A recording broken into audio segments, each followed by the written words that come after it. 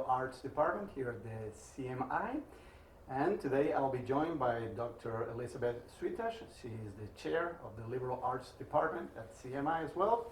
And we're going to be speaking about James Joyce and his literary significance. Hello, Elizabeth. Welcome. Hi, thank you.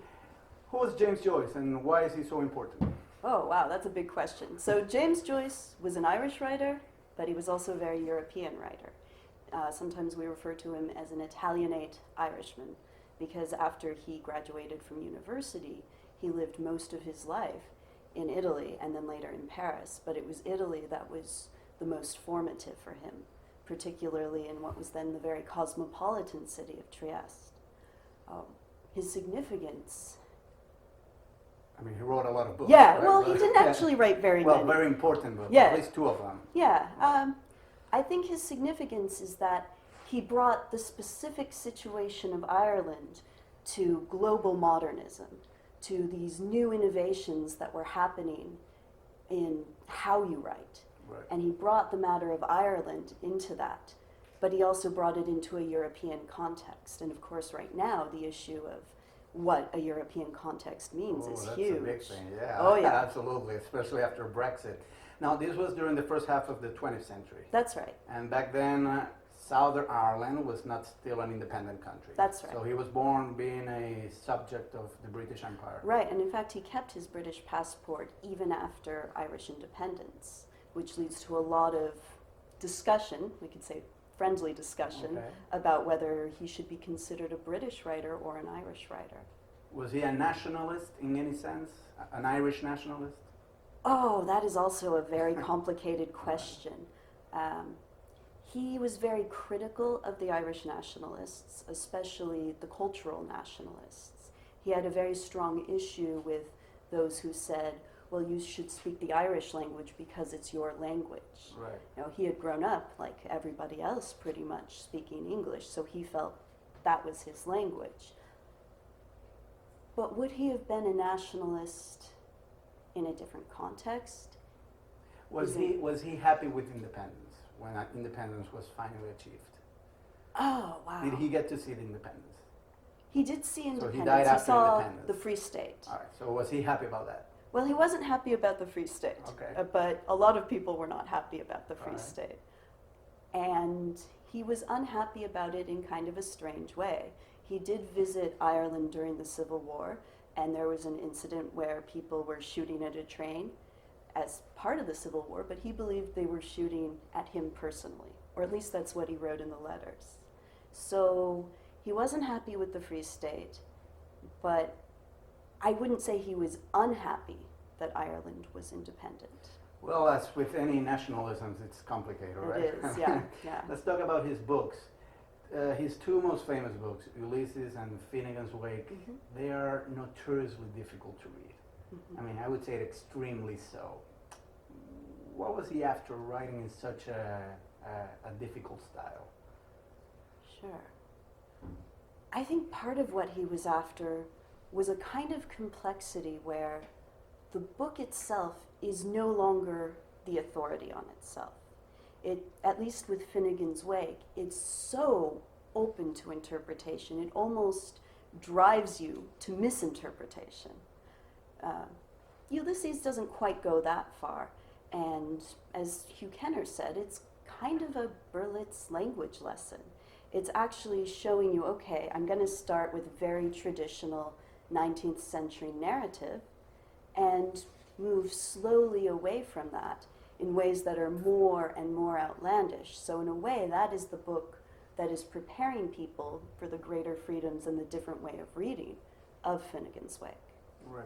He was innovating with some new techniques, like going inside characters' heads, and just writing whatever was inside their heads, even if it sometimes doesn't make sense. And this is called sometimes the stream of consciousness or something like that. Sure. What's that about? Sure. Well, stream of consciousness, it's not really about how we think, but it's a meaningful simulation of how we think. It's how we might think if we were thinking through text rather than thinking verbally or in pictures.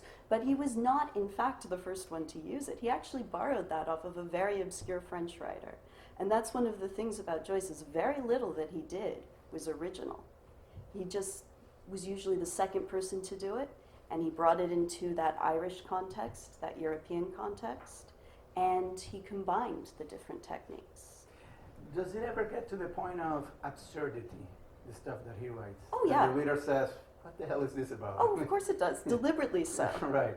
But I mean, would we call it even surrealism in the sense that, you know, you get lost and, you know, you have no idea what's going on there, and kind of like a Dali painting? I mean, are they in the same genre, would you say? I wouldn't say so, because even if you go to the most challenging passages in Finnegans Wake, you can find a thread.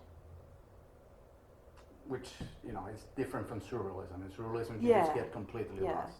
I mean, where they do connect is especially with Finnegans Wake. You know, there's the idea that Ulysses is one day, so it's the book of the day. Finnegans Wake is the book of the night. So of course you get dreams, and that is the connection to surrealism.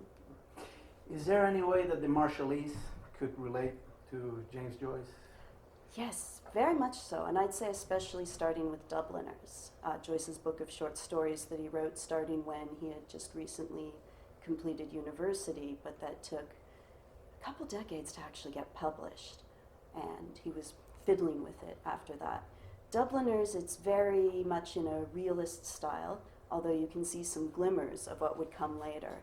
And it shows just the life in a country that's been colonized over the centuries, that's experiencing modernity for the first time. Right. There's a lot in there. I've taught this very often in my literature classes, and very often I have Here at the students say, CMI? yes, yes, and they'll point to But I things wonder and say, how it's just like students us. whose first language is not English, as it's also my case, Sure.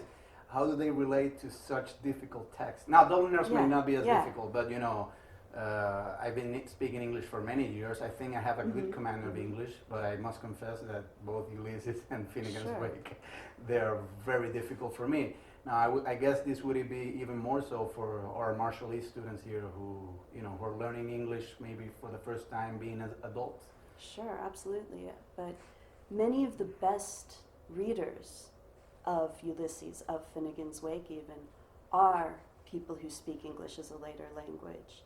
Fritz Sen, who is the senior reader of Ulysses, is not an academic. And he's actually argued that second language English speakers are the best readers of Joyce because they're kind of used to not understanding everything. And maybe that's the biggest challenge, is being able to accept, Right. hey, I don't have to master this text. Right.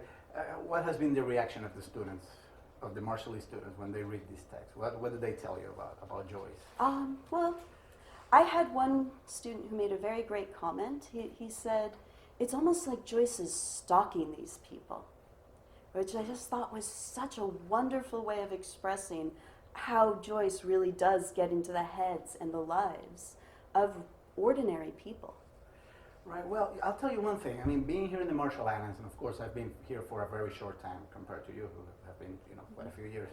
I see that the Marshallese relationship to the American is very complex. And Yes. I suppose it's the very same relationship that Joyce had Mhm. to the British. Mhm. I mean, the Marshallese may resent all the nuclear tests and, you know, and other imperialist abuses, Sure. but on the other hand, they realize that, you know, America is still part of their identity, you know, Sure. for good or for bad.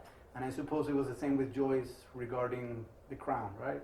Sure, absolutely.